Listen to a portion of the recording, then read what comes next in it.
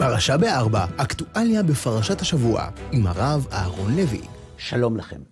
בליל הסדר תש"ד התאספו בביתן 18 בברגן בלזן קבוצה של יהודים שהחליטו לא לאכול חמץ במהלך הפסח, יהיה מה שיהיה. כשהרב של רוטרדם, הרב יששכר דייוויס, השם ייקום דמו, שמע על התוכנית שלהם, הוא הסביר להם שאסור להם לא לאכול לחם ושהם צריכים לעשות הכל רק כדי להמשיך לחיות, כדי להוכיח להם שהוא מתכוון לכך.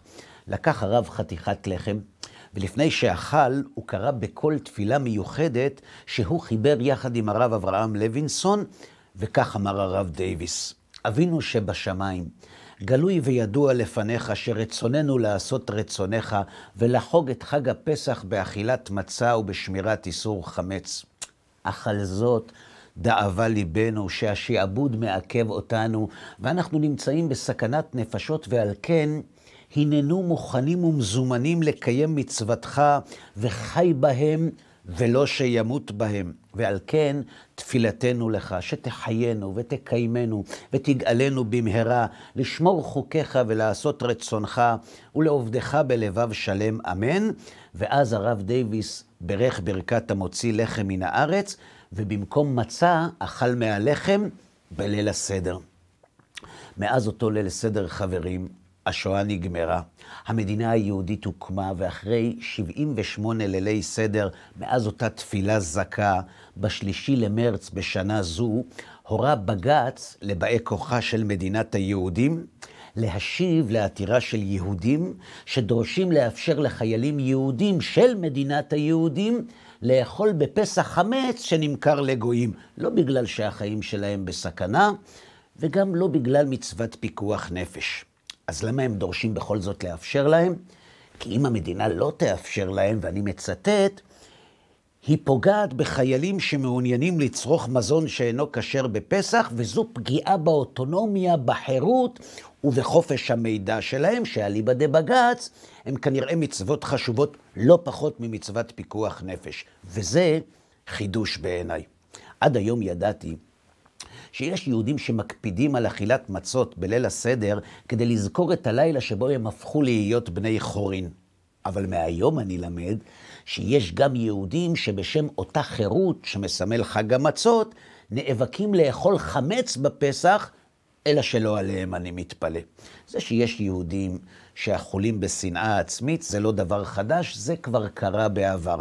בגרמניה למשל, משך תקופה ארוכה נמנעו גרמנים לקרוא לילדים שלהם בשמות כמו זיגמונד או זיגפריד, שהם שמות גרמניים טיפוסיים, רק בגלל שהשמות הכל כך גרמניים האלה היו יותר מדי מזוהים עם יהודים שקראו כך לילדים שלהם כדי להפוך אותם לגרמנים.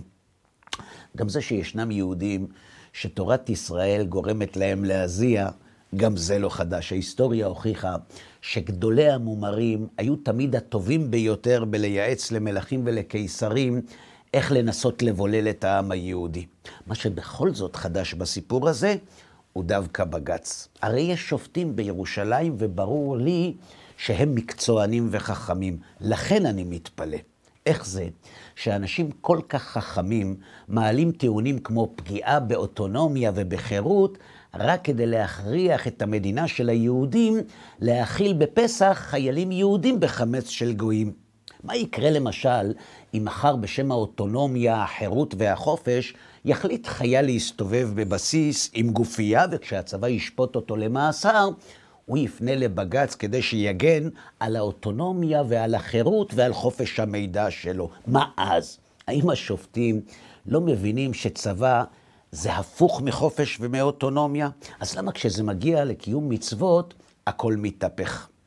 לכן דווקא אותם אני לא מבין. איך הם לא מבינים שצבא של יהודים זקוק לערכים יהודיים כדי להגן על מדינה של יהודים? איך הם לא מבינים שהזכות לאכול חמץ בפסח היא לא זכות מספיקה כדי שאנשים ימותו למענה? מה, הם לא מבינים שמחיקת הסממנים היהודיים שעוד נותרו במדינה של היהודים תמוטט את היהודית של המדינה? הם לא מבינים שאם תיעלם היהודית, המדינה תאבד את ההצדקה המוסרית לקיום שלה?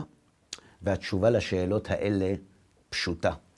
השופטים בירושלים לא טיפשים בכלל, הם חכמים, הם גם לא רשעים, הם אנשים טובים ומוסריים. אז למה הם בכל זאת דורשים לאפשר לחיילים לאכול חמץ בפסח בשם החירות היהודית? זה בגלל פרשת השבוע.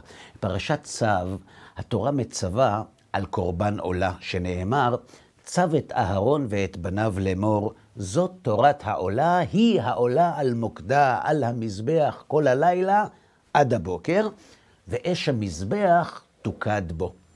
כשחז"ל עסקו בקורבן עולה, הם שאלו שתי שאלות. אחת, למה הוא נקרא קורבן עולה?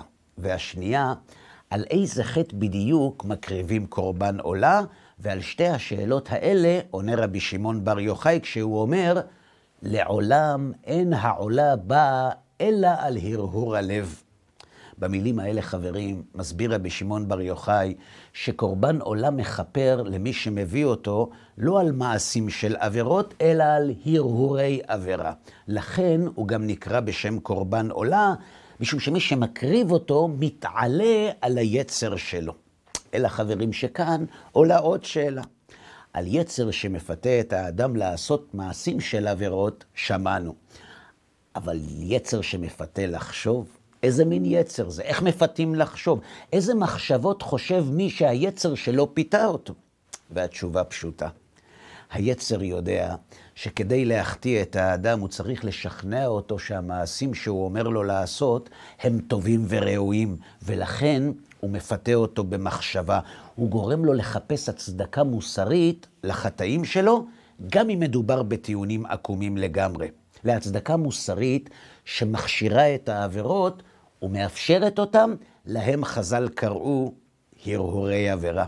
במילים האלה חז"ל מלמדים שהאדם לא סתם קם יום אחד בבוקר ועושה עבירות. בהתחלה הוא רוצה לעשות, ואחר כך הוא מחפש למעשים שהוא רוצה לעשות הצדקה מוסרית. על ההרהורים האלה בדיוק מביאים קורבן עולה. למה? כי רק בגללם האדם חוטא. כשחז"ל קובעים שקורבן עולה הוא המעולה שבקורבנות, הם מבקשים ללמד אותנו שאם אדם רוצה לעשות את רצון השם, הוא לא יעשה עבירות משום שהוא לא ימצא להם הצדקה מוסרית. אבל אם הוא רוצה לעשות את רצון עצמו, אז הוא כבר ימצא הצדקה מוסרית למה לעשות את המעשים שהוא רוצה לעשות, ובשם המוסר והצדק, גם אם ההצדקה לכך תהיה עקומה לחלוטין ומשונה לגמרי. למה? כי הרצון העליון שלו כבר שיחד את המחשבה. לכן מביאים קורבן עולה כדי ללמד שאם אנחנו רוצים להימנע מעבירות, לא מספיק שנהיה טובים וחכמים ואפילו לא שופטים. צריך בעיקר שנרצה לעשות את רצון השם, שנזבח את רצוננו, שנאמר לרצונכם תזבחו, כי אז גם אם היצר יפתה אותנו לעשות עבירות, הרצון שלנו שאותו זבחנו שרוצה לעשות את רצון השם, הוא זה שימנע מאיתנו לחפש במחשבה הצדקות לעבירות שלנו. בפסוקים האלה, חברים, חז"ל בעצם מלמדים איך אנשים חכמים כמו שופטים מסוגלים להמציא נימוקים משונים רק כדי לעשות את מה שהם רוצים לעשות. בהתחלה מחליטים שהרצון של האדם מקודש, ואחר כך כבר מוצאים את הנימוקים לכך, ואז גם אם הם עקומים ומשונים, הם מספיקים כדי לדרוש מהמדינה היהודית להתיר לחיילים יהודים לאכול חמץ בפסח. בליל הסדר תש"ד, חברים, הגדיר הרב דייוויס, השם ייקום דמו, את ההגדרה לקורבן עולה, ו80 שנה אחר כך קבע בית המשפט מהו הרהור הלב שעליו צריך להביא קורבן עולה. הרב דייוויס אכל חמץ בליל הסדר, למרות ששנה קודם לכן הוא לא העז לאכול אותו. והוא הוכיח שמה שמוביל אותו זה לא מה שהוא רוצה, אלא מה שהשם רוצה.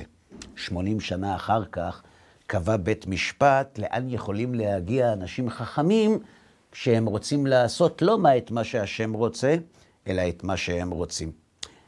אלא חברים שלמרות הכאב הגדול, יש בכל זאת גם משהו חיובי בדרישה של בג"ץ. מה? פשוט מאוד. דבר ראשון, זה מוכיח שהיו צריכים לעבור 78 שנים עד שזה יקרה, וזו תודו חתיכת תקופה. ודבר שני, אם זה יקרה חלילה והמדינה תיאלץ לאפשר לחיילים לאכול חמץ בפסח, סוף סוף נדע כמה חיילים יהודים לא אוכלים חמץ בפסח, וכשזה יקרה, בטוח ניגאל. למה? כי כמו שקבע בית המשפט, בדמוקרטיה כמו בתורה, הרוב קובע. שבת שלום. פרשה ב4, אקטואליה בפרשת השבוע, עם הרב אהרון לוי.